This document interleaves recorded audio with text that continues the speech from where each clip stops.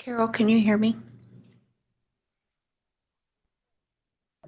Yes, ma'am, I can. Thank you.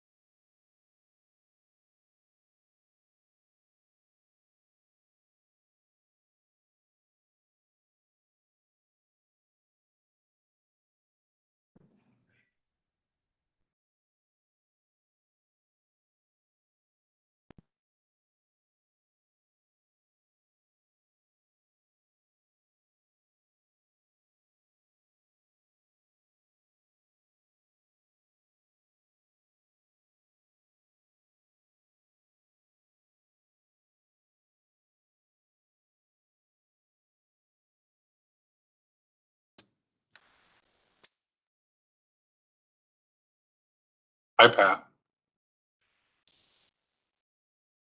Hey, Pat. Good morning, everyone. We're just waiting another minute or so, and I can take a roll if you'd like, Chair. Sure, go ahead. Okay. Just going down my list to see who's all here already.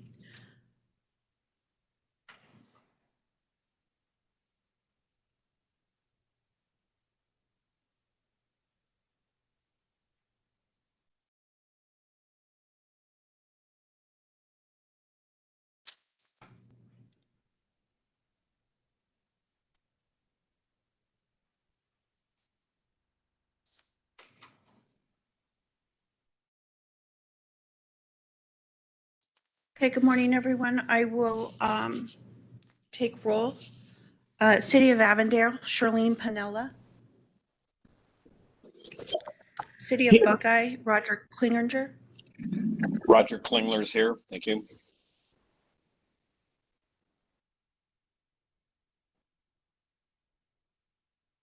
Did you get that? Shirley, yes, I did, and I have Thank you, you. Shirley. Okay. City of Chandler, Josh Wright. City of El Mirage, Autumn Grooms. Adam Groom's here. Thank you. Town of Fountain Hills, Dave Trimble. Here. Town of Gilbert, Mary Goodman. Here. City of Glendale, Kevin Phelps. Here. City of Goodyear, Julie Carnes. Here. Jacqueline Edwards from Maricopa County. Here. Chris Brady, City of Mesa. Here. Eric Strunk, City of Peoria. Here. Ed Zerker, City of Phoenix. Here. Bruce Gardner, Queen Creek. Here. Mark Milanchenko, City of Scottsdale. Kristen Taylor, City of Surprise. Here.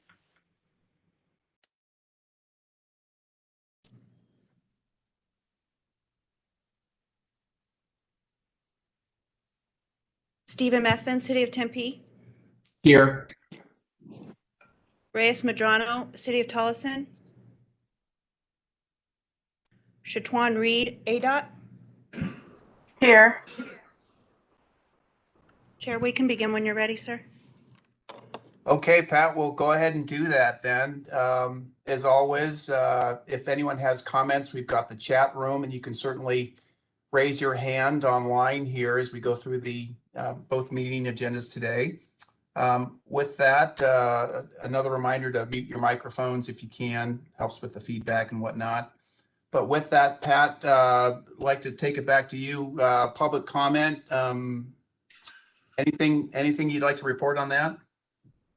No, not today, but I did get a message from Blue Crowley that said he had some public comment in May, so I am researching that. Okay, thank you very much.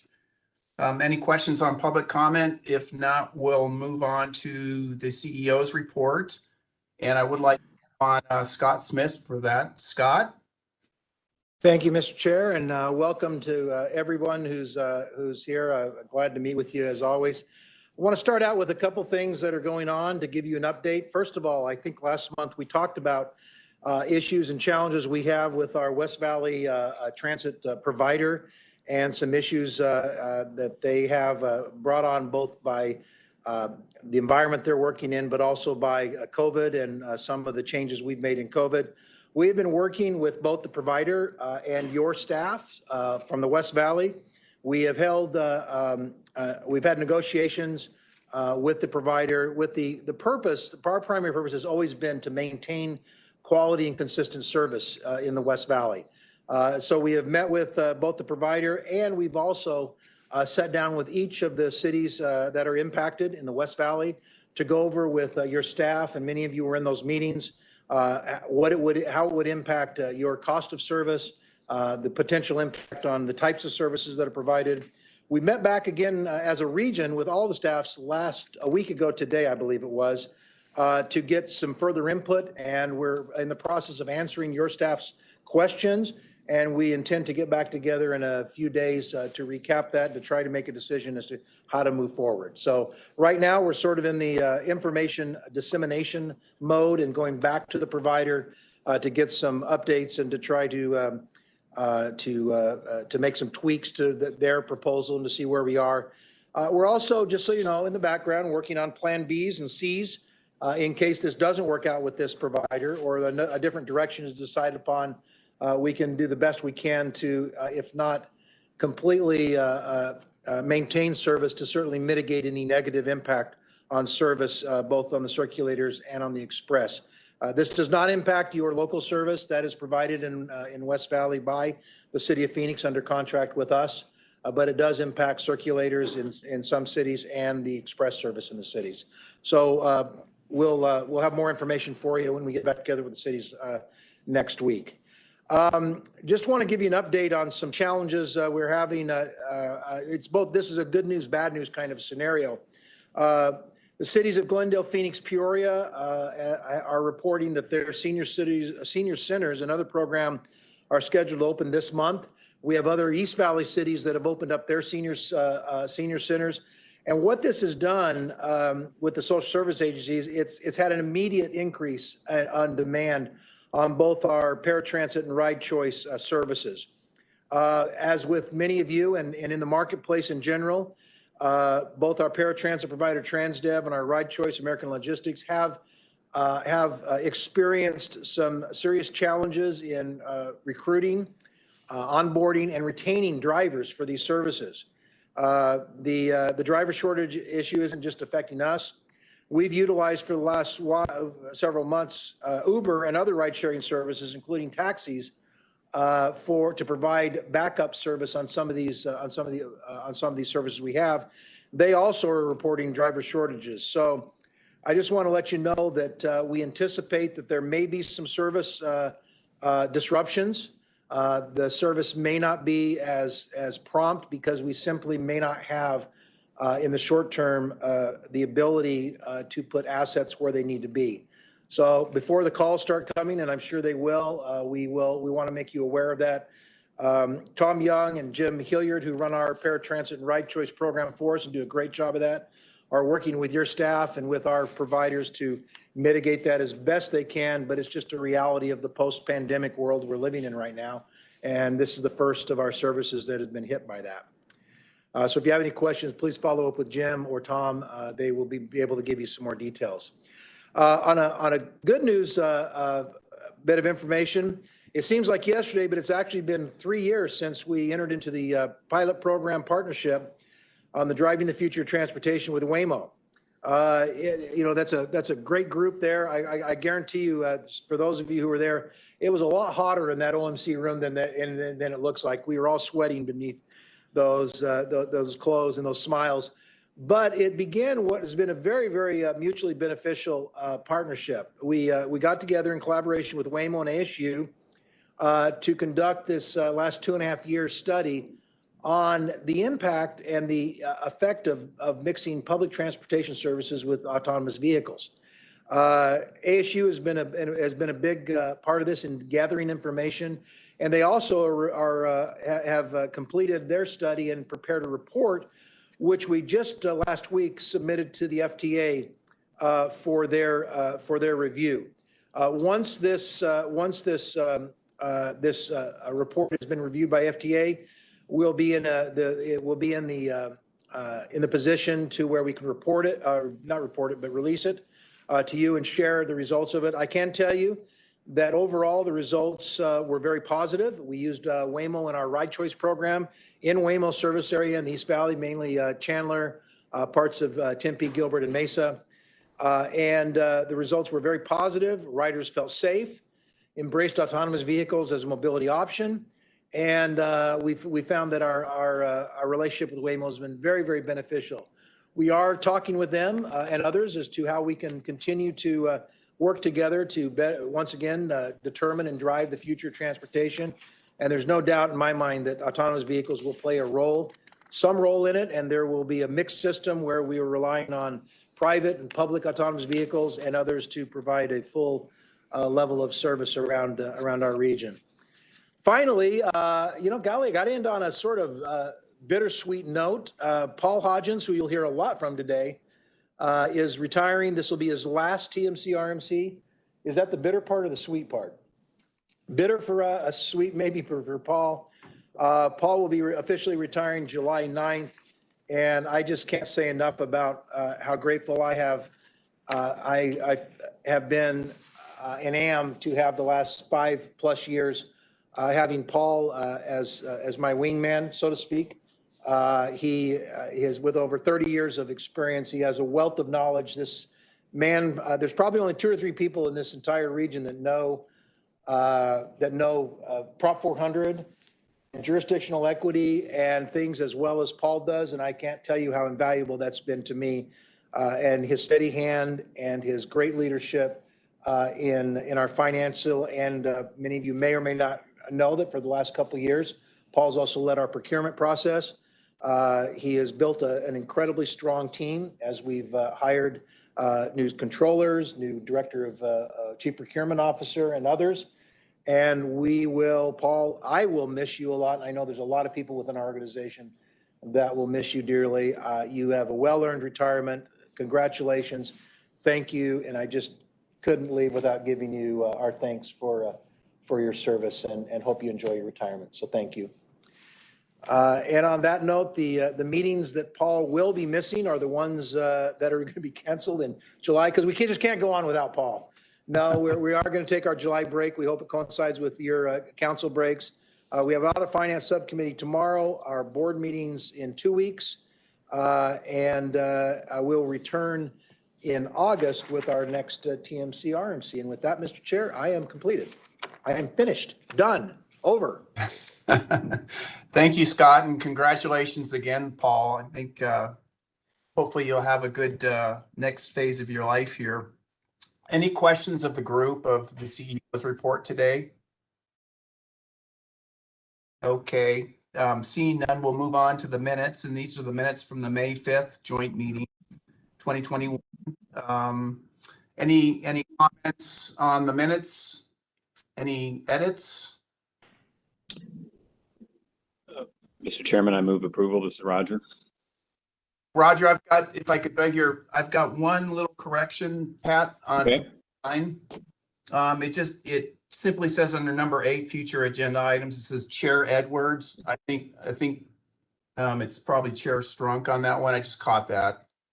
Very, very minor.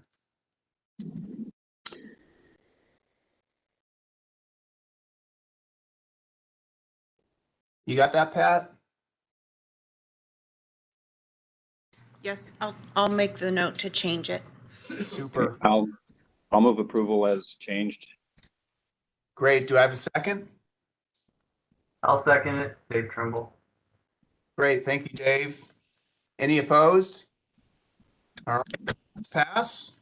And we'll move on to the very next item, which is item number 4, your 2022 intergovernmental agreements. And Scott, I believe you wanted to update us on where you're at with this. So the floor is yours.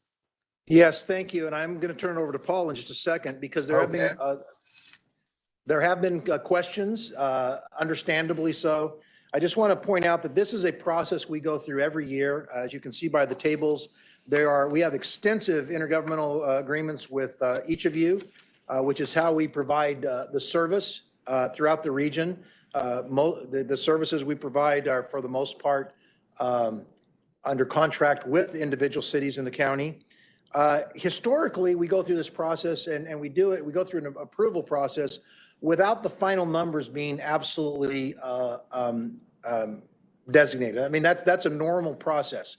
It's never been a real issue. This year, it's become an issue because of the uncertainties of pandemic and COVID relief funding, and now the West Valley total ride issue. So I want to set that up, and Paul can explain a little bit more to you, because I know there have been some questions about these IGAs and some of these uncertainties, but just let you know that when we have approved these in the past, we've never had the exact final numbers. Those have been numbers that have been worked out with your staff in coming weeks as more information and is in a two-way situation.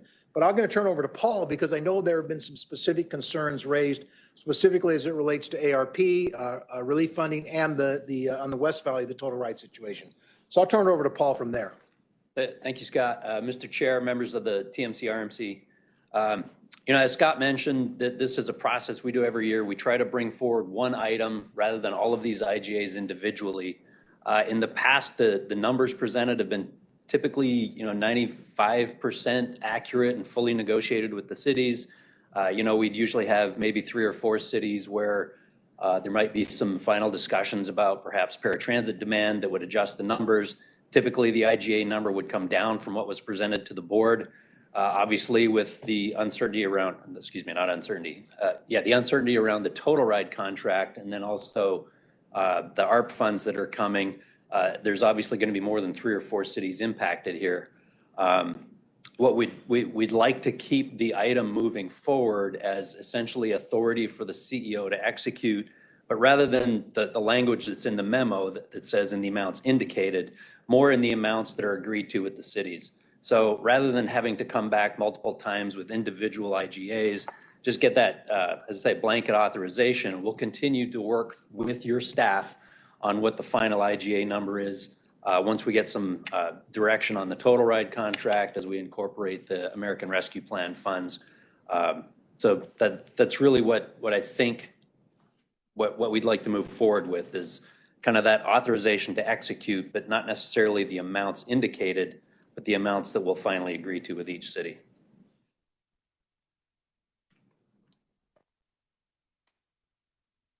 Are there That any would be questions?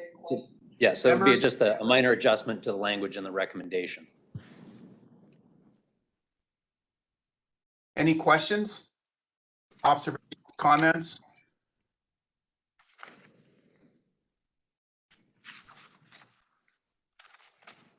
Okay, this is seen on, this is an action item, so as I understand it, Scott, this will give you the authorization to negotiate, and when you feel you're concluded with that negotiation as agreed to by the cities, you'll enter into the IGAs on behalf of Valley Metro, correct?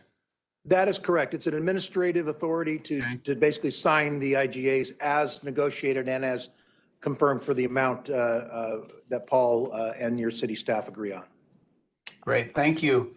If there are no comments, I'd entertain a motion in a second to. I'll move approval for authority as negotiated. Do I have a second on that? This is Julian Goodyear. I'll second that. Thank you, Julie. Any opposed? Okay, we move forward with it. Thank you, Scott.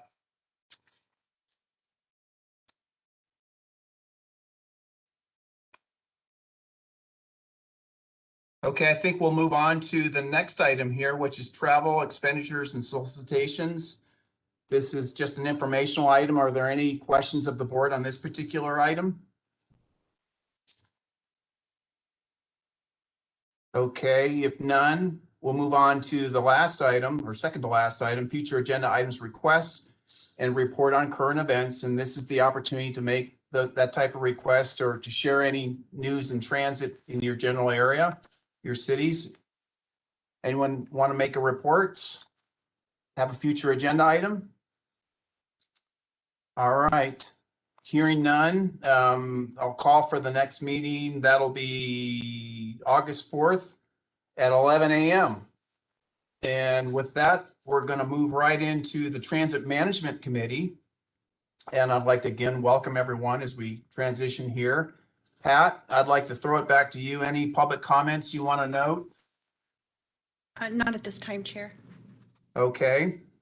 Seeing none, any questions? If no questions from the board, we'll move on to the minutes. The minutes are presented from May 5th, 2021 and are presented for approval. Do I have a first and second on this? So moved. This is Julian Goodyear. Thanks, Joe. Do I have a second? I'll second it, Dave Trimble. Thank you, Dave. And if there are any opposed? Okay, thank you for that. And now we're going to move on to the consent agenda. We have a couple items on the consent agenda. One is an IGA with the City of Phoenix for reimbursement of capital projects. And the second is authorization to issue a competitive solicitation to replace the CNG gas detection system. And Scott, I'd like to throw it back to you. Do you have any comments on either of those? No, unless there's questions. Any questions of the group today? All right, if none, I need a first and a second to move that forward to the board for consideration. Do I have a motion?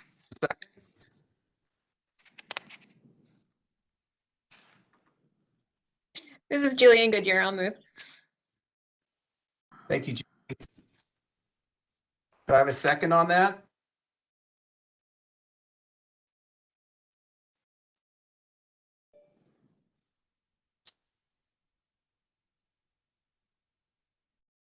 Not here in a second just yet. Bruce and Queen Creek will second. Thank you, Bruce. With that, any opposed? All right, sounds like this consent agenda carries.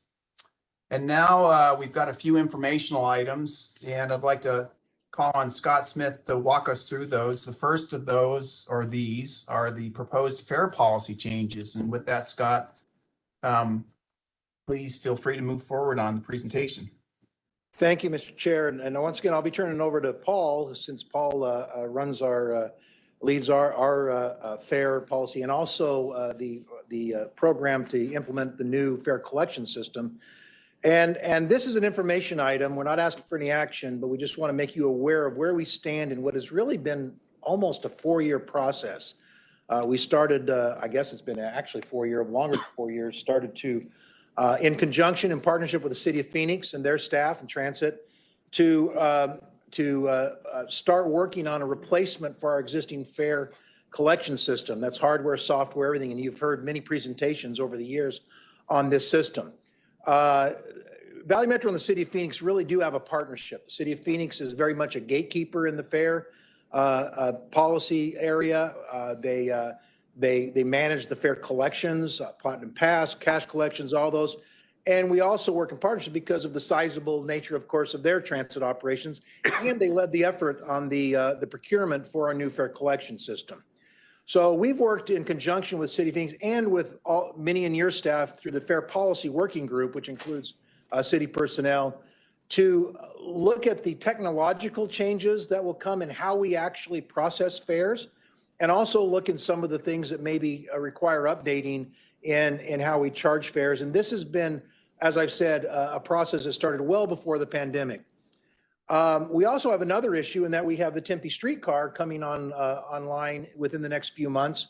And we don't have actually a fare policy in existence right now for the streetcar. So we actually have to implement a fare policy related to that. Every fare we charge in the system, bus, paratransit, rail, is defined by a fare policy, a formal fare policy that is adopted by Valley Metro Board. And then also in the City of Phoenix, is also adopted by the City Council by ordinance. And Phoenix, I believe, is the only city that does that. So we have both the Valley Metro Board taking action and the City of Phoenix taking action. Any changes we have to our fare policy have to go through a public outreach process that's driven primarily by Title VI to make sure that that the entire public is notified of this.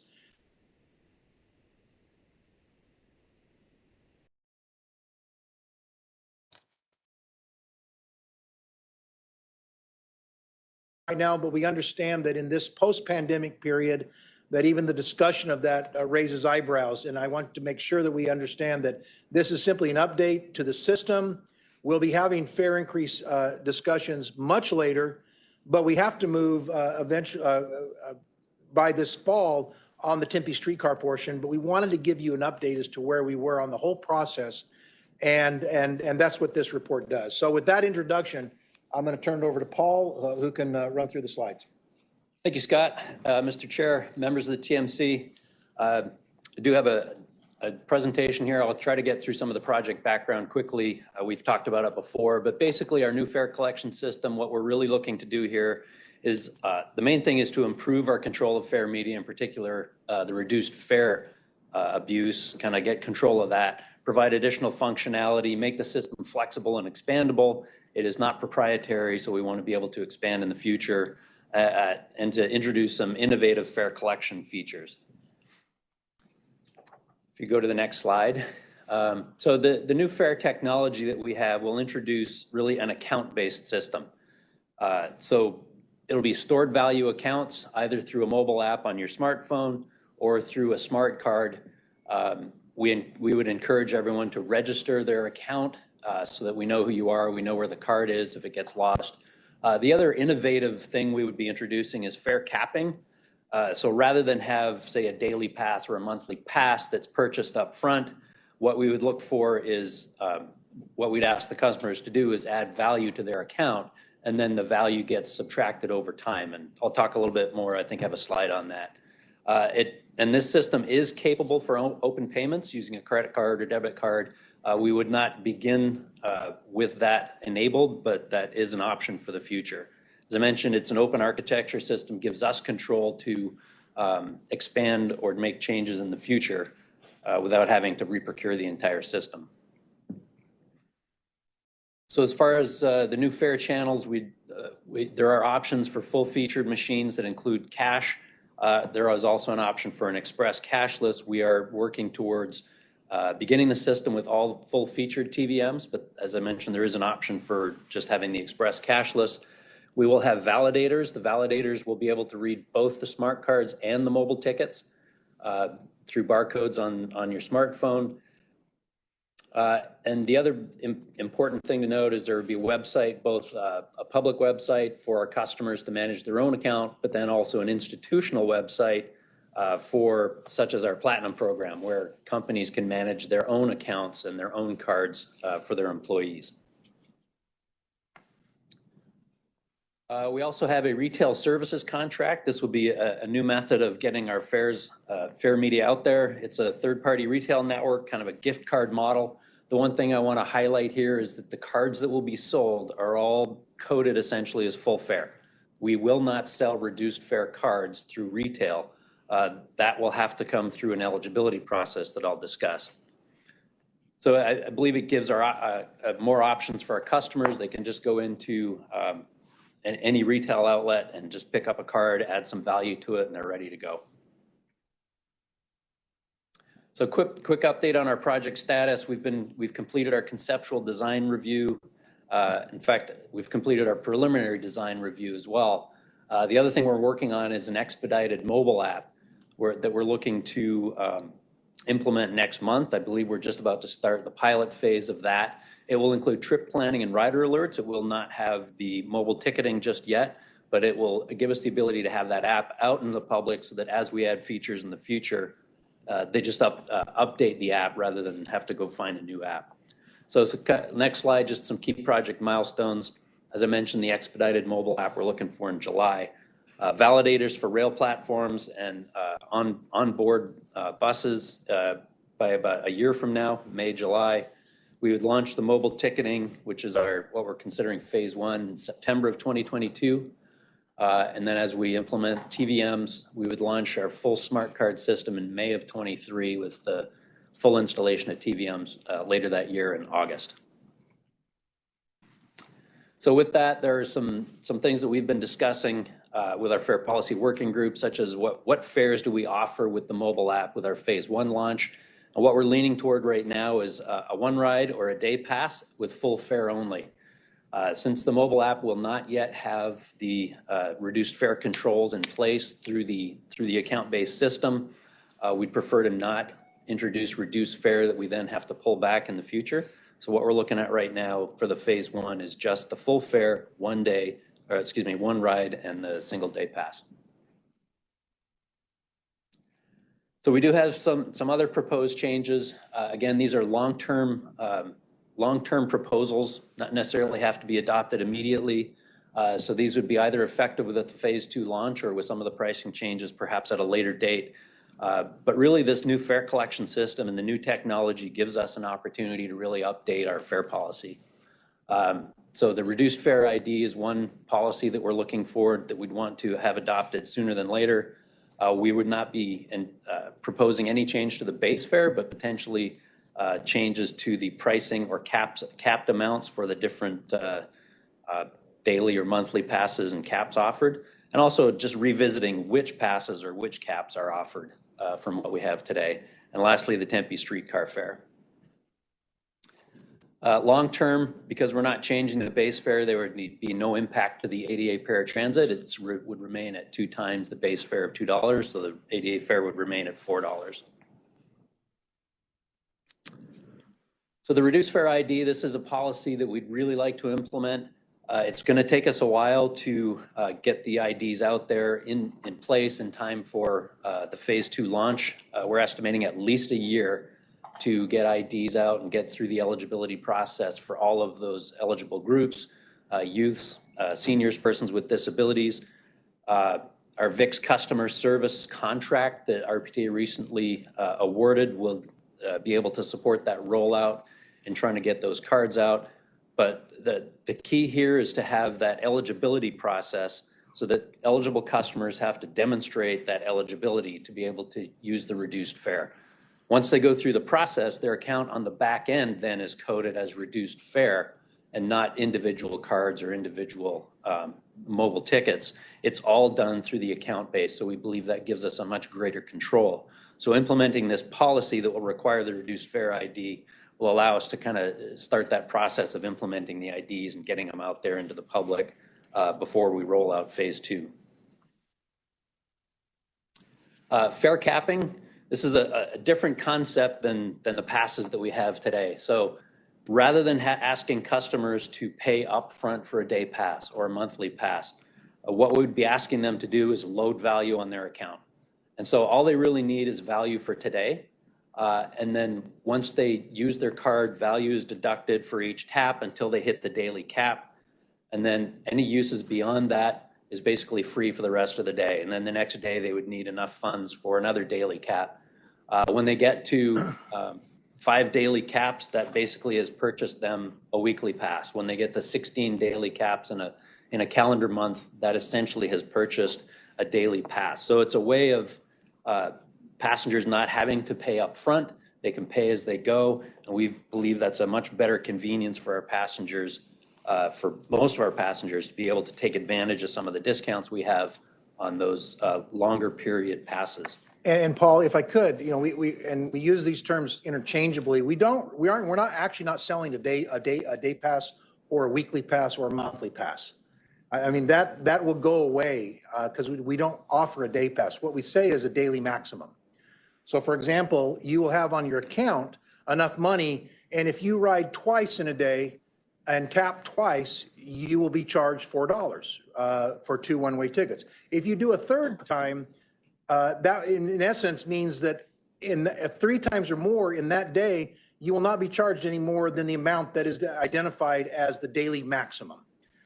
And the same thing with the week and the same thing with the month. The computer on the back end will track how often you use this and will automatically cap the amount that's charged to you so that you can take advantage of either a daily maximum or a weekly maximum or a monthly maximum.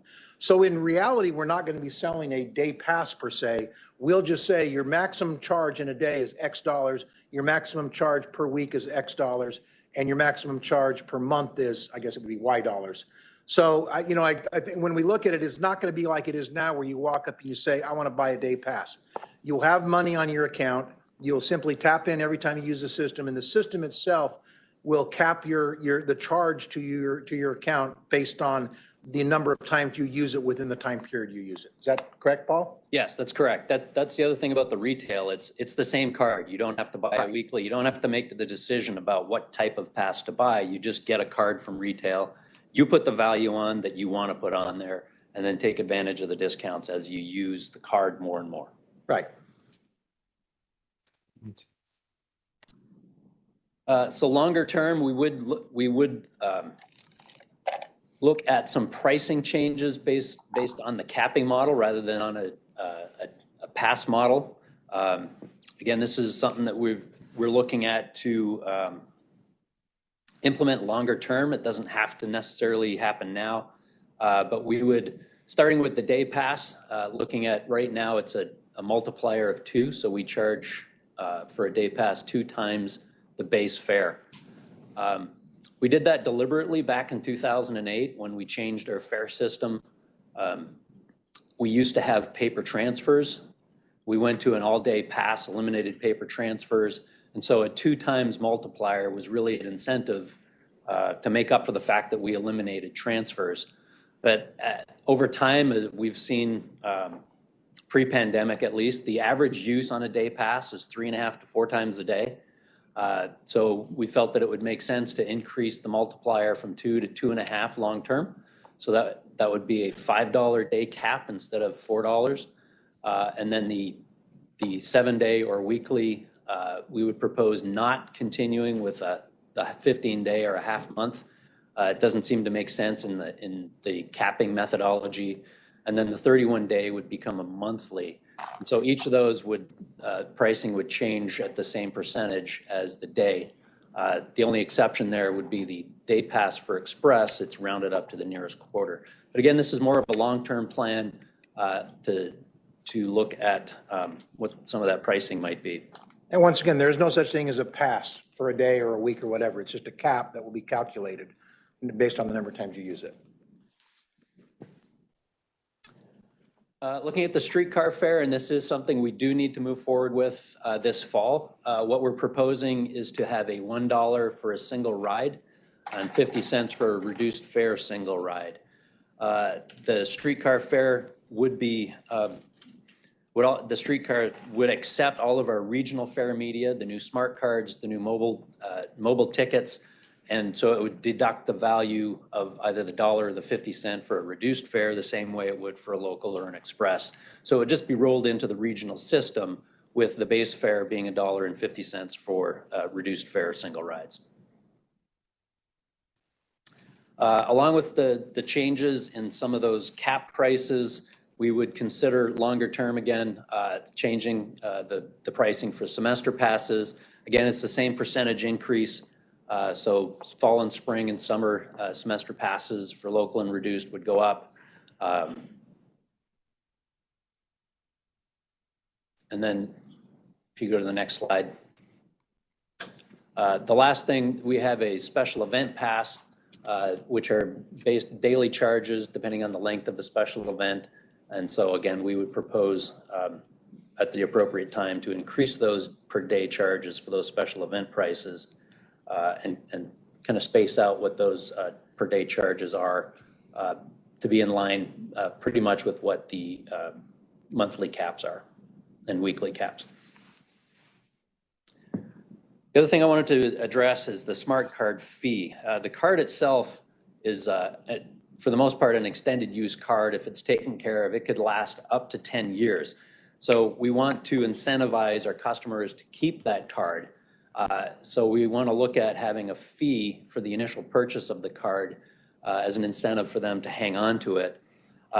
Optionally, we could add some of that fee value back to their account. For instance, if we charged $5, the cost of the card to us, depending on how much we order at a time, is anywhere from like $1.10 to $2. So, if we charged a $5 fee, we could add $3 to their account as an incentive to register the account, and then we still maintain or retain that $2 that offsets the cost of the card. For any replacement card that's lost or damaged, we would propose a replacement fee of $5, really for those who have registered their account, because then we'd be able to transfer the value onto a new card. If a card's not registered, we would not be able to transfer the value. Then any value they have on an unregistered card is basically lost. For the reduced fare ID, because it's a requirement that we're placing, that they have to have the reduced fare ID and go through the process, we would recommend not having a charge initially for the card, but there would be a replacement fee. And what we'd like to do is not have the dollar amount in the policy, have that more as a management decision approved by the board or the city council that doesn't require, a formal change to the fare policy. So we would have a fee that's more management based. Lastly, as we move forward, there is some public outreach that we need to go through, particularly, as Scott mentioned, for the Tempe Streetcar and our reduced fare ID policy. We need to get that moving, so we would recommend, this is for information here, but as we move forward, we'll need to do some public outreach around those two items, probably July through September, and come back to the Valley Metro Board and the City Council for adoption around October. With that, I believe that was the last slide. Mr. Chair, I'd be happy to answer any questions. Any questions of the board? Hey, Eric, this is Julian Goodyear. Sorry, I don't know where the hand thing is. I guess just a clarifying question. Since there's not a day pass feature and there's a charge to purchase the smart card, I mean, is that going to be, I guess I'm just trying to picture if you have a visitor in town, I mean, they're going to have to purchase the smart card even if they're going to use the system for a day. And it seems like that's a negative, and I just don't know if that's been discussed. Because I know you said waive it for the low fare, but just a comment. That if I may, there's always an option to pay cash. If they're only going to be here for a day, taking a couple of trips, there's always the option to pay cash. They wouldn't have to buy a card. They could download the mobile app. There's no fee for the mobile app, but again, if they're only going to use the system for a day, they may not want to do that either. A cash is an option. And if Okay, I thank you could, for that's a clarifying. great question, by the way, Julie, and it was discussed a lot. And this is consistent with what's being done around the country. We actually are in many ways late to the game as far as the mobile app, not so much the mobile app, but it's certainly the fare media. I know that my upper drawer is filled with cards from San Diego, Washington, New York, all the places that have gone to this, and I had to pay my $5 up front or $2 or whatever it is, thinking the next time I visited the city, I would take my card with me, and I forgot. So this is the common industry standard, is that you either use the pay cash, use the whatever mobile app they have, or yes, you buy the card. It's an inconvenience for tourists, but it's one that they will meet in every city that has gone to this program. There are some cities, such as I know in London, where if you have over $5, for example, you can actually go to a London Underground and cash in the remaining balance and give your card up. I think in London that makes sense because of the millions and millions of visitors they have. We haven't gone that far yet because we're not sure that it's that big of an issue with us and our transit, but that is something that is handled very rarely. I think London's about the only one I know that does that. Maybe there's a couple others that do that, but it is a challenge when you go to the fare media, but it's something that everyone seems to be adopting. This is Ed. I appreciate the work on this. It's important for us to get here, so thank you for that.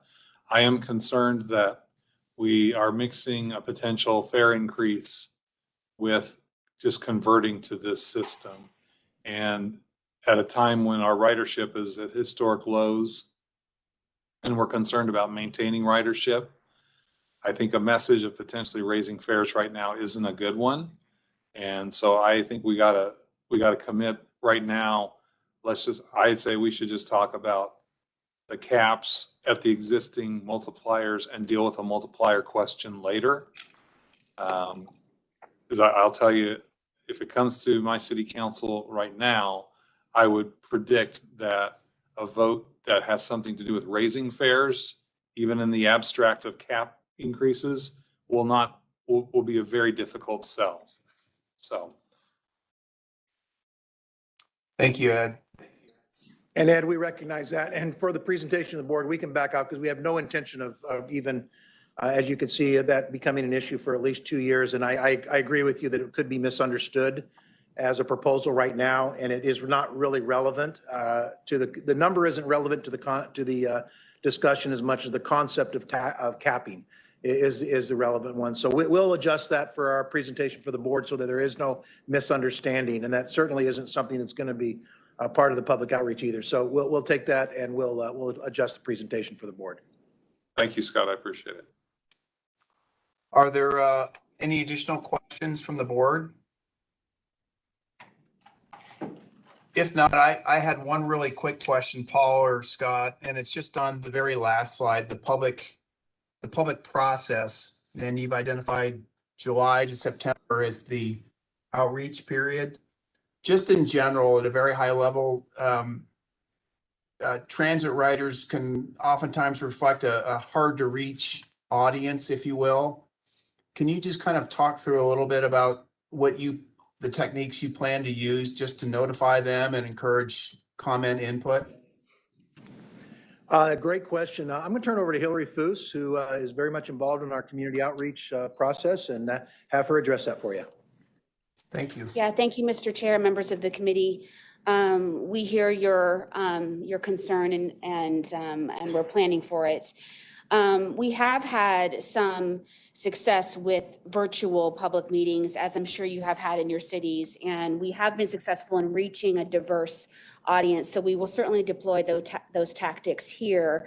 But that does not negate the diversity of our ridership and trying to connect to that hard to reach population. So we will be using some of our more traditional tactics. I imagine there's a level of in-person outreach, a level of targeted outreach, like going out into our ridership and having these more targeted conversations. Print materials, we're required to do some level of advertising in places where riders, particularly those hard to reach riders, see it. So we certainly recognize the diversity of our ridership, and this is an important conversation, and we'll keep them all in mind as we think about this public outreach process. And also, we recognize it's during the summer, and so we'll keep those summer months in mind, as well as we plan to do our best efforts here. Thank you for that. Okay, any other questions on this particular item? If none, we'll move on to, thank you, Scott and Paul and Hillary, for the presentation. We'll move on to item number 5, which is 2021 Transit Life Cycle Program Bus Update. And this is another informational update. And again, I'll turn it over to Scott Smith for the presentation. Thank you. And thank you, Mr. Chair. And items 5 and 6 really go to the meat of how we budget and plan and pay for. And I bring this up because certainly as we have gone through the pandemic and we've seen challenges and questions about revenue, fare revenue down, and of course as we've implemented COVID relief monies into it, I know that there is a lot of confusion, and I know especially among our board as to how Valley Metro really budgets and plans for our service model. It is complicated simply because it's so different. And really, we work around 2 primary service model that then drive our budgets because we pay for the services we provide. The first one is the Transit Life Cycle Program, and this basically is the Prop 400 program. This is where we model and we program regional monies received through Prop 400 that are used for regionally provide services. It is a program that goes through the end of Prop 400, and therefore we really are operating on a very diminishing budget. Now we're at 4 years because the Prop 400 ends in 2025. The number 6 will be your short range transit program, and the TLCP, the acronym that we use, only covers Prop 400 or regional monies. It, though, is not all inclusive of our entire transit program, where you have to look at also the short range transit program. Now, what this does is this takes funding for transit from all sources, things that you fund through if you have a transit fund or through your general fund, and you pay for services outside of the regional service, which actually about 70% of transit in our region is paid for with non-Prop 400 monies. It's paid for mostly with your local dollars that come from whatever source you bring them in. That's included in the short range transit program. Our annual budgets are basically based on the 1-year portion of these longer term plans. And so that's why these are very important. And I've gone into this, and I know Paul will get into maybe a little bit more detail on this, because as we work through our board members and your elected officials, because this is very different than how you budget annually on your city level. It is fundamentally different. We have annual budgets, but their sources are very different. There has been some confusion, and if I can help you and the staff, and we can all come to some level of understanding, that it makes the process a little bit more transparent and a little bit more understandable. So I'm going to turn it over to Paul and he can work through item 5. And I hope that gives you a little bit more insight of where we're coming from with this Transit Life Cycle Program. And by the way, every year the board is presented and approves the TLCP. It is a driven from the bottom up type of approach, but at the end of the day, our board sets the policy and actually establishes what the TLCP will be. So I'll turn it over to Paul, and you can fill in the gaps or correct my inaccuracies or inconsistencies and go from there. Thank you, Scott. Mr. Chair, the one thing I'll correct right away is that the board did not actually approve a TLCP last year. We were working on updating the TLCP, the pandemic hit, and we felt like the revenue forecast from ADOT was just, because of the pandemic, overstated, and we didn't feel that it made sense to take a TLCP to the board that we didn't think was achievable. Because a year ago, we were looking at revenues thinking that they were going to drop off considerably in fiscal 21.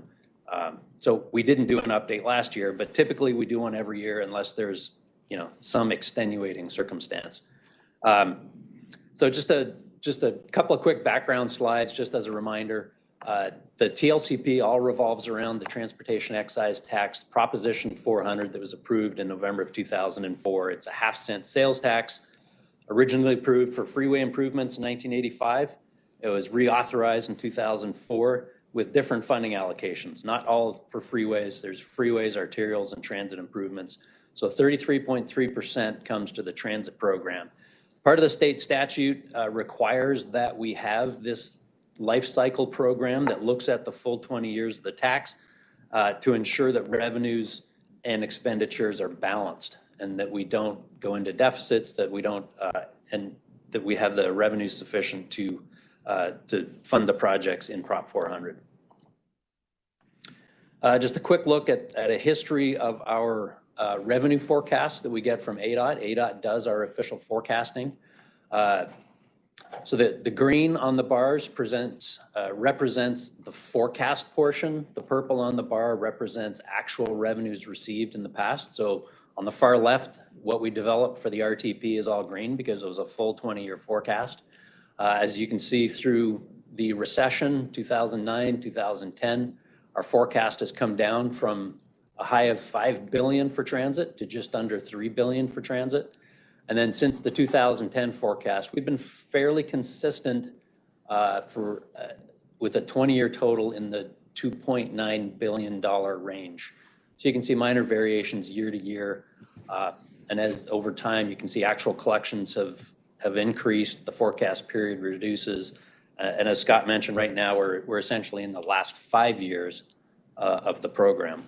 So Paul, if I could, so in other words, the green bars represent the forecast for the entire 20-year life of Prop 400, the total revenues that are expected to be collected over that entire 20 years. Or what's left of the forecast period as you go farther right, correct? Right, and then the purple is what has actually been collected. So you can see after the Great Recession, the total projection of what would be collected over the 20 years went down and has been fairly level since then.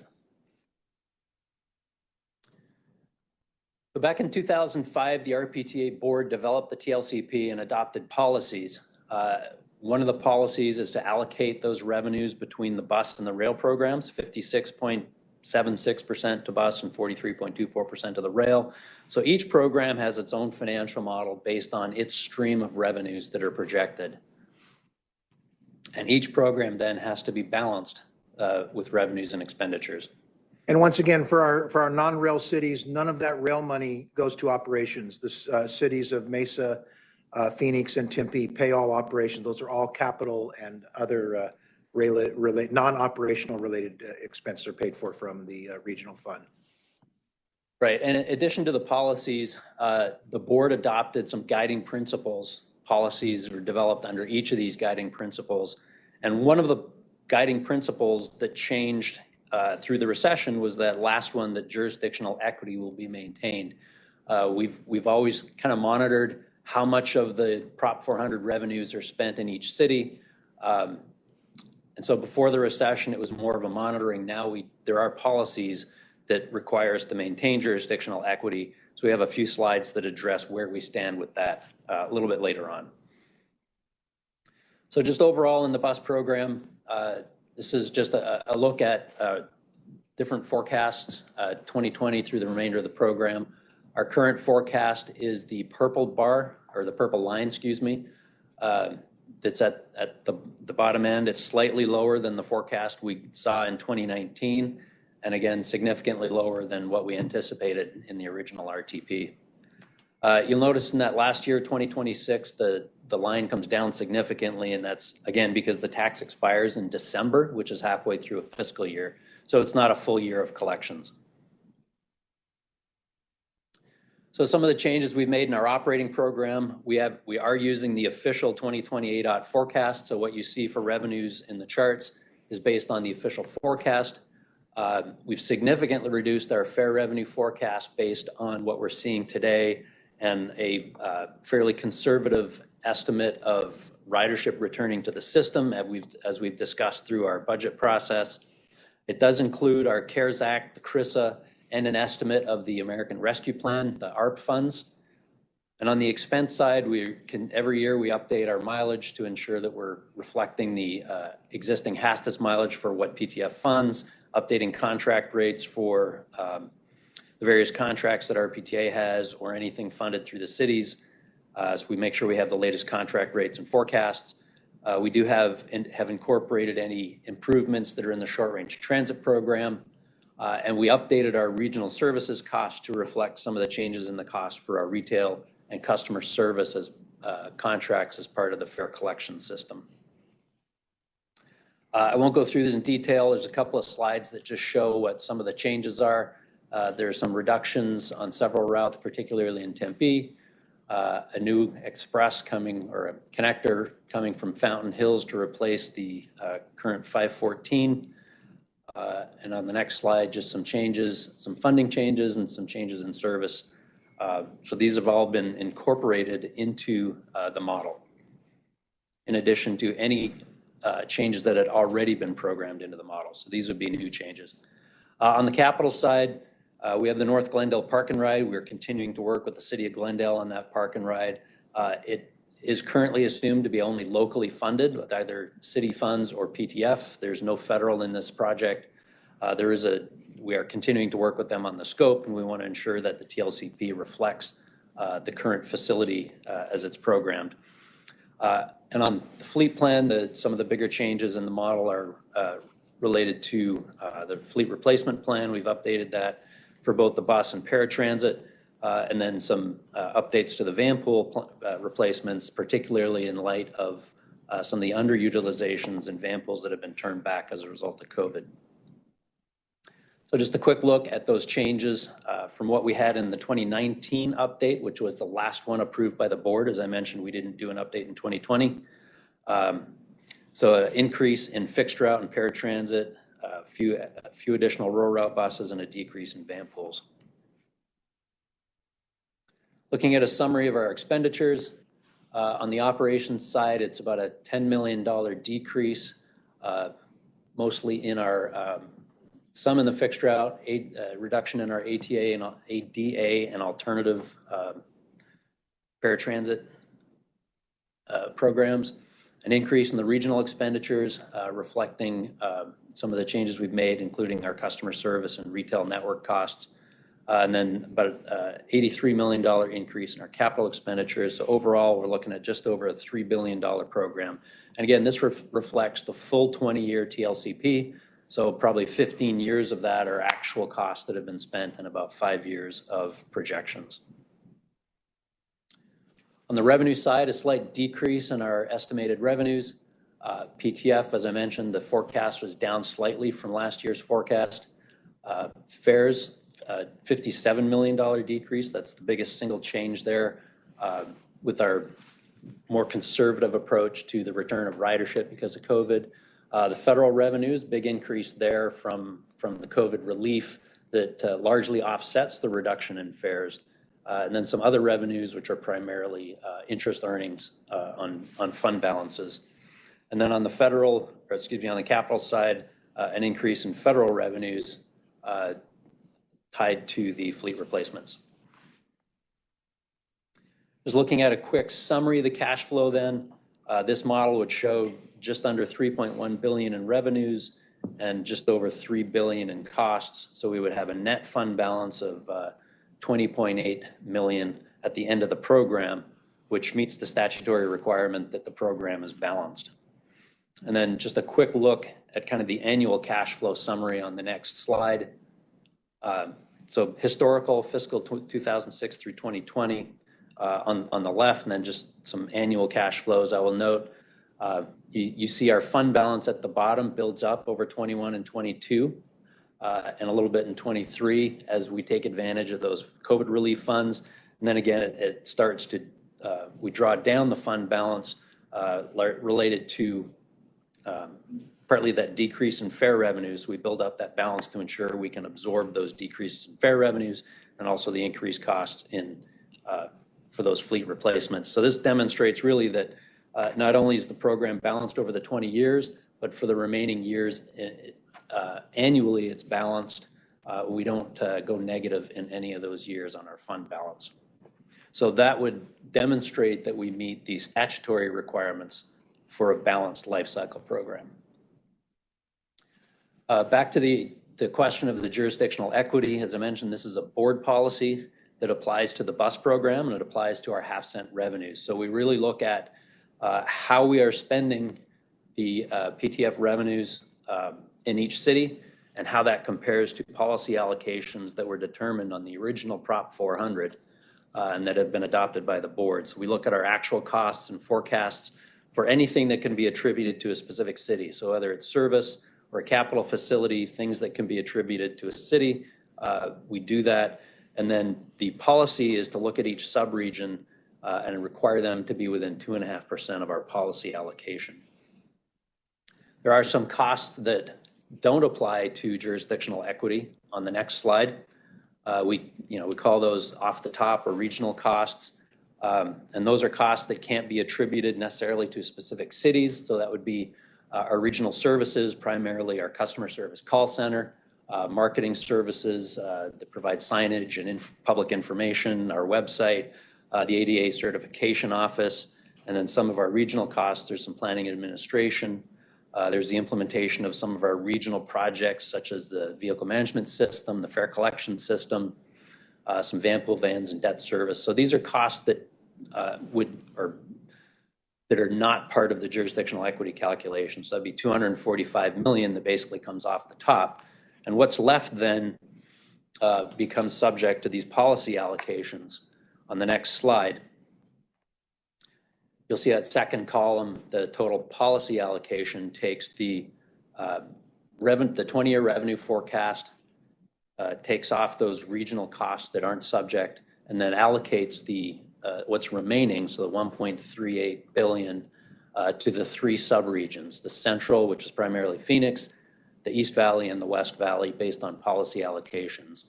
That calculated PTF is where we go through the exercise of looking at where we program to spend the funds based on actual costs, based on the facilities and everything that's programmed. And then we look at how does the calculated vary from the policy. So you can see from looking at the Central, the Phoenix, they're $15 million underallocated, which is a 3.4% difference from the policy, which puts them outside of the 2.5%. East Valley is well within the 2.5%. West Valley is outside of the 2.5% on the negative side. So to support the balancing the jurisdictional equity board policy, there are some options that we can look at. One of them, as we've discussed, is an alternative distribution of our American Rescue Plan funds. What we did with the CARES Act and the CRISA funds is really just basically a peanut butter approach. So it's strictly a per mile basis. Every mile of service gets a certain amount of the federal funds allocated. So what we would propose, or what we have suggested here as an alternative, is to not do the strict peanut butter approach, but to shift some of the funds so that the per mile allocation of ARP funds to the TLCP service is a little higher than what would be allocated to locally funded service. Some of the logic for doing that, I think just looking at the fare collection costs, we've added some costs to the regional system, to the regional services that were previously borne through other means, particularly netted off our fare revenues. So we've taken that as more of a regional service, so it's more visible. We can see what those costs are. They're kind of buried in a netting it off the fare revenues, but it does have an impact. It added some cost to our TLCP. Some of those costs to implement our reduced fare ID. So having a little additional ARP funds to offset some of those costs, and then to support a more balanced TLCP as we move into the Prop 400 extension. That would be some of the logic on why we might do that. So looking at what the impact is, this first chart shows, and this is for the Phoenix Mesa UZA service only, how the funds would be allocated if we use the same methodology we used for the CARES Act and the CRISA. So looking at what's allocated to the TLCP on bus PTF, what would be allocated by city for locally funded service or locally funded paratransit service with a total. The next slide would show how that allocation would change, putting more into the bus PTF column, less in the bus local. We did make some manual adjustments to the paratransit to try to get that total column to generally match the baseline. And so you can see that comparison on the next slide. Most of the cities were able to get that total to balance completely. Some of the cities are a little off, and we could continue to make some adjustments to try to get each city whole. But what that does to the model, it essentially, for the cash flow, if you go to the next slide, it adds basically $5 million to the fund balance, gives a little more flexibility in programming the remaining years of the TLCP. On the next slide, it does not have a significant impact on the jurisdictional equity allocations. Phoenix and the West Valley are still outside of that 2.5% threshold. Looking at potential service changes to address really the overallocation in the West Valley. So based on the jurisdictional equity, the way it stands now, the baseline numbers, we would have to reduce expenditures in the West Valley by about 1.6 million to get within that 2.5% policy, or 5.6 million to balance them exactly. And so what we're providing some options for the West Valley cities to consider, and this does get decided on a sub-regional level. So the cities get together and discuss these options and come to some agreement among the sub-region on how to move forward. There's deferring some funding changes, there's some performance-based adjustments and some capital funding. The other item I would address is potential in the to have an increased revenue forecast as ADOT moves forward with their next forecast. So just looking at that jurisdictional equity by city for the West Valley, you can see some variations, some over, some under, that kind of add up to that 5.6 million. So these would be the cities that would need to get together and resolve some of these issues. The funding changes that are currently programmed in the TLCP. On the next slide, there are 3, 1 in Peoria, 2 in Glendale, and the estimated annual cost there on the right side, if any of those would be deferred for a year or more, that would be the annual change. Looking at some performance-based adjustments, our service planning group went through and looked at some changes that could be made from a performance perspective. And again, these are not changes that would have to occur, to tomorrow or in October. These are things that potentially could be continued to be evaluated over time. Looking at the cost savings. One more slide on some additional performance-based, some other changes that could be made for weekend service. The next slide shows what those, back one.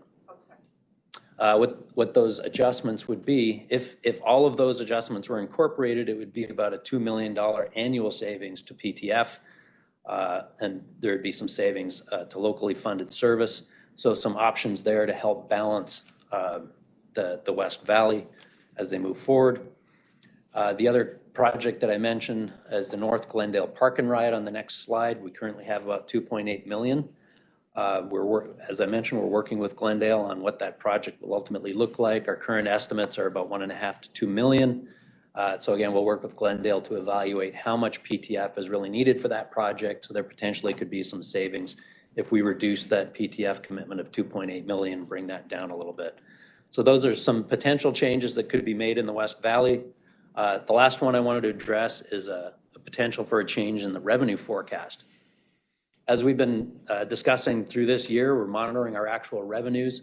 And what we're looking at now is through 10 months, we're estimating our Revenues for the year will be between 180 and 182 million. ADOT's revenue forecast for this year was 170 million, so it's well above the forecast. In fact, ADOT's forecast for next year, fiscal 22, is 178 million. So our fiscal 21 revenues will likely be higher than next year's forecast. So logically, we would assume that ADOT's next forecast would go up based on the FY21 results. They go through a process. They bring in experts, economists to review the forecast. But logically, we would assume that that forecast would go up again based on, since they base their next forecast on the most recent full fiscal year. So we did a little exercise to estimate what impact that could be. So we took the growth rates that are built into the current forecast for 22 through 26 and applied them to what we think our final 2021 number would be. So next slide kind of shows how we built that up. So we assumed 182 million in PTF, and that gets divided between the bus and the rail programs. Using those annual growth rates in the current forecast, we would anticipate just over 1.1 billion for the remaining years. ADOT's forecast is just over, is about $1.07 billion. So that's a difference of almost $70 million over the remaining life, 39 million for the bus program and almost 30 million for the rail program, if they didn't change their growth forecast. So taking that adjusted PTF, how that impacts the jurisdictional equity on the next slide, without making any of the service adjustments or other changes we discussed, that would in fact bring the West Valley within the 2.5%. The East Valley and Phoenix would then be outside of the 2.5% being under allocated. So we would then have to work with those subregions to program some of those additional funds. Which brings essentially to the last few slides, because those other outstanding issues that we continue to work on. We want to monitor our fare revenue projections. As I mentioned, we're very conservative estimates as we went through the budget process and up the TLCP update process. We're anticipating a full return to pre-pandemic levels in 4 to 5 years. Hopefully we can get our ridership back sooner, to get to pre-pandemic levels sooner, which will improve our fare revenues, which in turn improves the JE. And then lastly, working with Phoenix, we do need to identify some projects to program. As I mentioned, they're outside that 2.5% policy. We'd need to program a minimum of $4.1 million of projects to get them within the policy, and 15 million to really balance them to zero. So it was a rather long presentation, a lot of information. Again, it is just for information. Our next steps, we need to continue working with both the West Valley and the city of Phoenix on working through those sub-regional issues.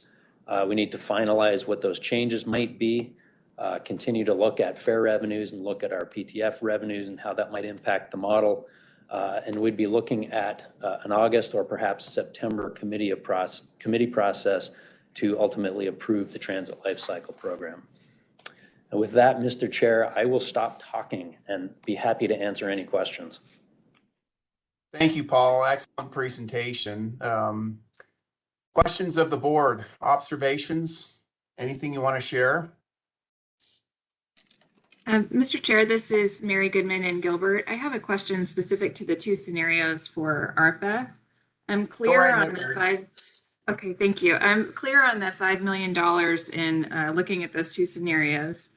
I wonder if you could speak though to, if staff could speak to the process for reviewing how that impacts paratransit. I wasn't particularly clear on that methodology, and if you could offer some insights there and how you approached that.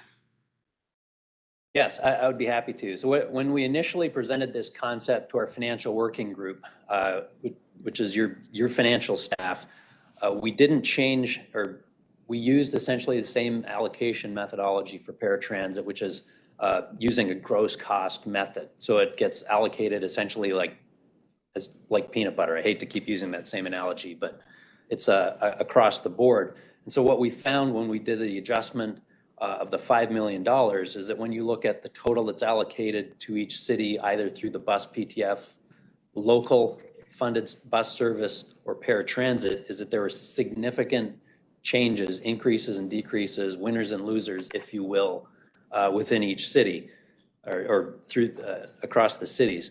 So one of the things the financial working group asked us to do was to try to get those more in balance. So rather than try to adjust how much gets allocated to bus service, we just use that paratransit as more of a manual adjustment to either increase it up or down so that the total across all three categories for each scenario was closer to, so that they're more closely matched or were exactly the same. It just changes how those funds are allocated among the three types, either the bus, PTF, local service, or paratransit. Does that make sense? It does, thank you. I just, I worry a little bit about how that will impact different programs and how that could be easily articulated in terms of a strategic approach for how we looked at using those funds. Understand the desire to have those balanced at the end of the day and have both scenarios be achieve relatively similar outcomes in terms of total allocation. Just specific to the paratransit, have a couple questions and concerns about how we might be able to best answer questions with both of those scenarios and having that be kind of the place where we balance the checkbook, so to speak. Yeah, and we can certainly work on addressing some of those concerns over the next couple of months. Again, this is just a proposal for discussion. It could always be refined, changes can be made as we move forward. So yes, be happy to address any concerns over the next couple of months. Thank you. Are there any other questions? Yes, Mr. Chair, this is Jesus from Phoenix. I have a quick question for Paul. Go right ahead. Thank you, Mr. Chair. Paul, thank you for this information. It's very detailed, very lengthy. Thanks for all the explanations. A couple questions. Number one, what is the rationale behind the $5 million of ARP proposal? Is that an estimate that is tied to anything in particular? And then my follow-up question is, if the use of ARP funds as outlined in the presentation really doesn't move the needle, in terms of the balancing the JE in the end, then is there any compelling reason why we should go that route? Mr. Sapien, it doesn't move the needle on the jurisdictional equity. You're correct. The logic, I think the logic to use the ARP funds a little differently to address some of the changes we've made, particularly adding the fare collection system costs. Why 5 million? There's nothing scientific behind it. It was a number we pulled out to demonstrate the scenario. It could be 4 million, it could be 6 million. We can continue to discuss what that is. This was more to present the concept of how we could allocate them differently to address the model. And while it doesn't address the JE specifically, it does allow a little higher fund balance. So as we work with the city of Phoenix, for instance, to program funds to get their JE into balance, it gives us a little more flexibility to get Phoenix a little closer to zero. But again, it's a concept for discussion. We'll continue to have these discussions over the next couple of months. And I appreciate all the work on the concept. I know when this first came up, we had a lot of questions, and I appreciate all the number crunching that's been done. I would just say on Phoenix's behalf, I think you've heard at the staff level as well as on behalf of our mayor, we have been advocating for the funds to be distributed as has been the case with CARES and CRISA. We think that's the most expeditious. And as you said, the peanut butter methodology, at least there's some kind of rationale behind that. So that's where we stand. Thank you for the ability to make comments, Mr. Chair. Thank you for that question. Are there any other questions or observations? Hey, Eric, this is Julie again in Goodyear. I know that you had said, Paul, last year we did not go through this process because there were so many unknowns. It feels to me like there's as many unknowns now, perhaps as last year, including, forecasts and our contract out in the West Valley hasn't been settled. Has there been any thought given to postponing this exercise until we have more information? Thank you. Yeah, there are still some unknowns. Certainly the West Valley contract, the total ride contract is one of those unknowns. We hope that will be resolved fairly quickly. We don't anticipate bringing this back to the board for approval at least until August, perhaps September, when the total ride issue will be behind us and we can incorporate that into the model.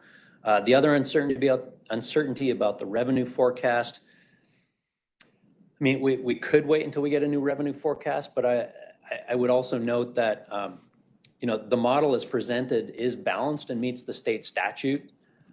What's not balanced is the JE, which is a board policy. So the board could, in theory, adopt the model with the caveat that we continue to work on the jurisdictional equity that at least meets the statutory intent while we continue to work on these other issues. Or if the board chooses, we could, defer it until September, October when we have a new revenue forecast. Yeah, I guess my concern would be to, as a subregion, to make some of those required changes for the jurisdictional equity, but then, perhaps a year from now, it looks very different and those cuts have been, made unnecessarily. I just think coming out of COVID, there's just still so many unknowns. So just a thought. I think that, coming out of, different, unknowns with even ridership and usage, that it feels like a wrong time to have to make some of those changes. So just a thought. Thank you. Yep, understood, but I would clarify that those changes don't necessarily have to be made immediately. I mean, they could be programmed for 2025 with the caveat that if revenues come back, then it gets unprogrammed, if you will. I mean, so it's really just looking at a longer term. None of these, the JE isn't so imbalanced that we would have to make drastic cuts next year in fiscal 22. It would all be things that could be programmed contingent on, what happens with revenues. So I appreciate that clarification. Thank you. Yeah, and if I could pick up on that, because that's a challenge we're having through the entire budget process, is that with the TLCP and the impact of a lot of these, we're talking about through the end of the Prop 400 program. That doesn't end until 2025. And I think there's somewhat of a misconception that these things we're talking about have to be done immediately or will be done immediately. No, the TLCP is literally a 5-year plan that is different from normal 5-year plans because this is actually our program. So if you put in something right now and say, hey, between now and 2025, this has to balance out, you can choose which year that happens in, depending on your cash flows and things like that. So I want to be clear that these are, as Paul said, these are not changes that have to be implemented immediately. They're just things to put on the horizon that says, okay, as you're looking at the last 4 to 5 years of this program, these will need to be taken care of at some point in time. We need to start now, but we don't need to implement now. We could implement in 2024. We could implement as late as 2025. And that's something to really keep track of. That's a difference between, let's say, a 5-year forecast, which is a guess. This is actually our program for transit services for the Prop 400 era. And so really, we look at this program and then we reduce it to a single years, and this is what we're going to spend this year. But that doesn't define what the program is. The program is defined by the TLCP. Just this year is carved out. So we have a lot of flexibility in time, but as you can see, that's getting much more close now and much more difficult because we don't have as many years ahead of us as we do behind us. Thank you, Scott. Thank you, Paul. Julie, good question. Are there other questions, observations? Eric? Yes, go right ahead. This is Chris. Yeah. First of all, Paul, this is one heck of a way to start your retirement. I mean, you just like doing like a dump on us all for the next 25 years, for the year that 25. So thanks a lot for all that. But a lot of work, appreciate it. It's a lot of interesting scenarios to look at. I think Mesa would weigh in on the distribution, and I think we would go back to the way it was done before. That would be our preference with what we heard from Phoenix. I think we would support that, continuing with that methodology. That just seems to be more, we can explain that, it seems simpler, and I think that provides us what we would expect to be able to explain to our public. So anyway, I just wanted to thank Paul for his service and endorse the continuation of the plan that we've already adopted once. So thank you. Thanks, Chris. Mr. Brady. Additional comments? And Mr. Chair, if I could make one statement, and Julie, to get back to what you said, I think that there are some uncertainties. I think the revenue is not the biggest uncertainty because we've seen things level out and we've seen that revenue, at least from our sales tax, and we can't 100% predict the future, but that's probably been one of the things that has changed most dramatically from last year when we didn't go through the TLCBs. We had no idea what the revenue scenario was like. We had no idea the federal COVID relief would be as substantial as it is. We know that now. We know that we've had almost $500 million in money put into the region to support our transit services. The one thing that's really unpredictable that I just want to make sure that I leave on the table, and I would support whatever you decide as cities you want these monies to be put out to you, with the caveat that the one thing we don't know is we don't know when fares will return. We don't know when ridership will return, and we don't know when our fare revenue will come back. One of the main reasons for the COVID relief was to cover losses in fare revenue. And so I can fully appreciate the simplicity of handling things now and distributing money now, as long as you all realize that in 2023 and 2024, if we have not recovered fare revenue, there's going to have to be some asks for some backfill from the cities to cover that lost revenue, because we have no other sources of revenue to cover that. Right now, we're covering that with COVID monies before we distribute out to the cities. So as long as you plan within your longer term budgets that the amount that you're paying through the IGAs and everything could go up in a year or two, that you're getting money now. And I hope that however you do your planning, you're looking at the fact that we may be asking for more simply because if the fare revenues do not recover, we will not have monies within our program to cover that. So that's just the caveat I'd like to leave with you. Thank you, Scott. Any additional comments? Going once, going twice? Okay, thank you. Great discussion. It sounds like there's a lot more yet to come on this one. I would kind of agree a lot with what Julie mentioned. A lot of variables spinning on this.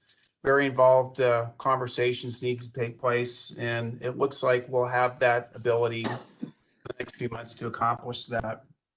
All right, very good. Thank you for that. I believe we are now on, Scott, if I'm not mistaken, I've lost track. Item number 7, correct? Or Pat? Item number 6, the short range transit Apologies, program. I skipped right over it. That's okay. And I'm going to turn it go over ahead to and do Joe that. Gregory. Oh, I'm going to turn over to Joe Gregory, who will give a short presentation on that, because as I mentioned, you really can't discuss the TLCP without also talking about Yes. the SRTP. So Joe, you ready? Yes, thanks, Scott, and thank you to the committee. We do have an information item for the short range transit program in here. It goes along with the TLCP because they really need to be matched as they go through the board sessions and when they ultimately are going to be adopted. And so it's kind of, as Paul said, the decisions that need to be made about the TLCP will filter down into the SRTP. We have been having sub-regional meetings every month for the last 6 months or so, going through the full short-range transit program and working through a lot of the different options that we have here. So for now, we're just keeping this on as an information item, and just to make sure that everyone knows that as the TLCP gets finalized, that's when the SRTP will be finalized too. Are there any other questions about that? Are there any questions for the board?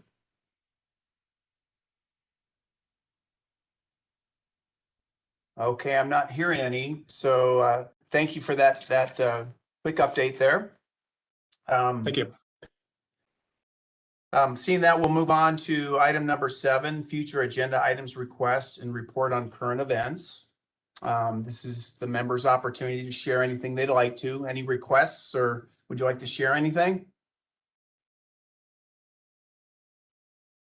Okay, I'm not hearing anything there, so we'll move on to the very last item, which is the next meeting, and that will be scheduled for August 4th, 2021 at 11 a.m. And with that, it's been a quick year. Thank you very much. I understand the board will appoint a new chair, and that will also mean a new TMC chair, so we'll look forward to working with that individual. So thank you all for your participation over the last year and asking all great questions. My thanks enough. Also too, I'd like to, at this point, conclude the meeting and officially turn it over to Chris Mesa for the rail meetings. Chris, the floor is yours. Thank you. Have a good one. Bye. Thank you.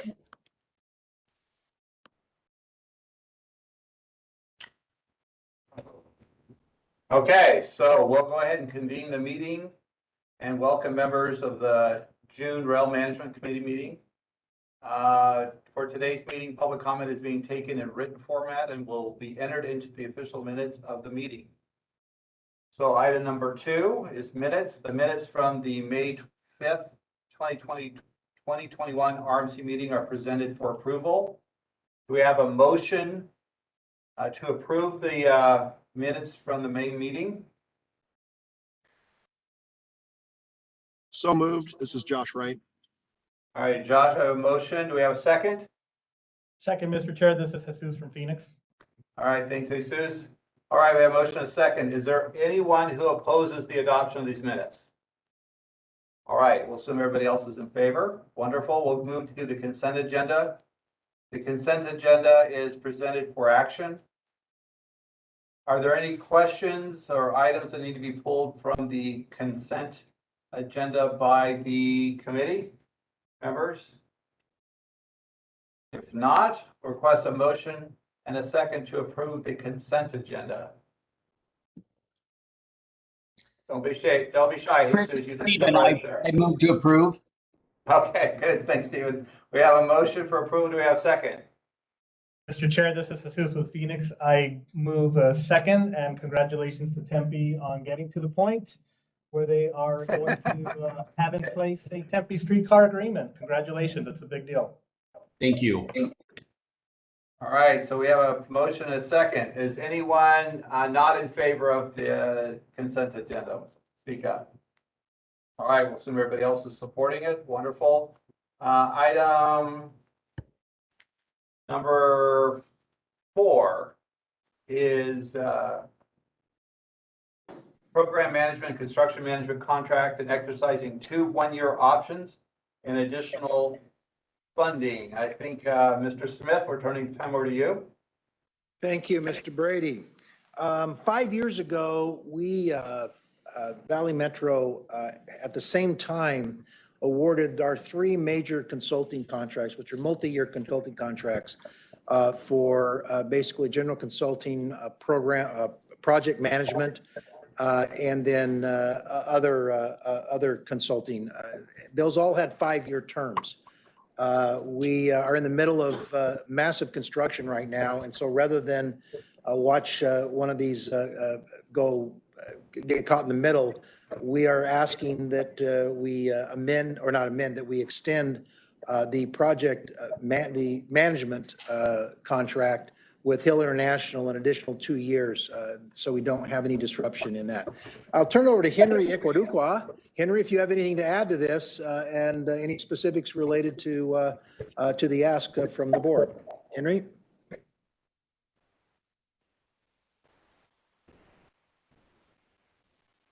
You there, Henry? I'm sorry, I started speaking without unmuting myself. Yes, these contracts are important to continue doing work on what on the South Central, Northwest Extension, the OMC, and Tempe Streetcar. So these projects are currently in the middle of very critical implementation, and we will need the staff already in place with their experience to continue working on these projects. So it is important that this is extended. And we are also asking for an increment in the funding for this contract. So the numbers are already there, as you've seen. I believe Trevor Colon, my Deputy Director of Construction, will provide more detail on this. Trevor, are you here? Okay, Trevor is not here. I don't believe he's on the call. Are there any, Mr. Chair, are there any questions on this recommendation? Just to be clear, the motion that you're seeking for is a 2-year extension and an increase of $15 million through September 2023. Is that correct? That's correct. That's correct. To fund the extension, yes. Any questions from members of the board, for the committee? If not, do I have a motion for approval? Mr. Chair, it's Stephen with Tempe. I move to approve. Thank you, Steve. We have a motion. Do we have a second? Mr. Chair, this is Jesus with Phoenix. I second. All right, we have a motion and a second. Is there anyone who opposes? If not, that item is approved. Now we'll move to item number 5, 2021 Transit Lifecycle Program Rail Update. Mr. Smith. Yes, sir, Mr. Brady, and we couldn't let Paul go without one more bite at the apple, so we're going to turn it back over to Paul for the rail TLCP. Paul? Thank you, Mr. Smith. Mr. Chair, members of the RMC, I promise this one's shorter. That's right. Thank you. So we have a few background slides. I won't cut the same slides as we had on the RPTA presentation, so I won't necessarily cover all of those. We talked a little bit about the forecasting. So this model really focuses on the rail program, the 43% of the PTF that supports rail construction and planning activities. So again, looking at the rail program, our project schedule, we are currently in construction or finishing up the streetcar and the OMC expansion. We're in construction on South Central and Northwest Phase 2, and in planning for the capital extension and some very preliminary planning for the I-10 West extension. So just a quick look at the high-capacity transit map. You can see the anticipated dates for each of those extensions. We still have a couple of those planning bubbles, the Northeast in Phoenix and also the West Phoenix that by council action has pushed them out to 2040. Again, looking at the Prop 400 revenues for rail, it's basically the same chart, slightly different scale. So our revenue forecast is slightly down from what we had last year. Some of the changes that we've made in our capital projects, this is compared to the 2019 update, so it's been a couple of years. So we do have increased the cost estimate for the Cap I-10 Phase 1. We've changed our cost estimate for the Gilbert Road extension, which is completed, came in a little under budget, so we've matched that to the actuals. Northwest Phase 2, based on our guaranteed maximum price, those costs went up, so we've reflected that. Same with the South Central Downtown Hub. Excuse me, Paul, I didn't understand it. What did you say about Gilbert Road extension? It came in what? Came in under budget. Oh, I'm sorry. I didn't catch that. Thank you very much. Nothing to do with the CEO, but anyway. There you go, Paul. Now you're finally getting it. Yeah, spoken as a man who has his 80 points. Go ahead. A couple of other changes. The 2019 model did have construction for Cap I-10, or the I-10 West Phase 2 beginning at the end of the program, but we've deferred that out. And then we do have some PTF that's set aside for some potential system-wide improvements, including crossovers and switches. There's not enough to fully fund those with PTF. We would look for either a raised grant or some potential congressional earmarks to help support those to make those happen. But we do have some funding set aside for that. On the funding side, we have a full funding grant agreement now with South Central, so that the timing of those funds in the model now reflect what's in the full funding grant agreement. There was a capital investment grant allocation of funds in the American Rescue Plan, $81 million for South Central. Some guidance was issued, I believe, in the last couple of days from FTA So we're starting through the grant process with that and kind of looking through the guidance. It's not in the model right now. We'll be discussing with Phoenix how best to allocate those funds. There's also an allocation of $250 million for small starts projects, which FTA has not allocated at this point. We don't yet know the criteria for which projects they'll fund. We're hopeful that because Streetcar has not started revenue operations, that it could be eligible for some of that additional ARP funding, but we won't know that for a little while. So just a quick summary of our cost estimates by corridor. I won't go through each of them. You can see some of the changes that we've made. Overall, it's about a $2.8 roughly billion program for the specific extensions that are identified.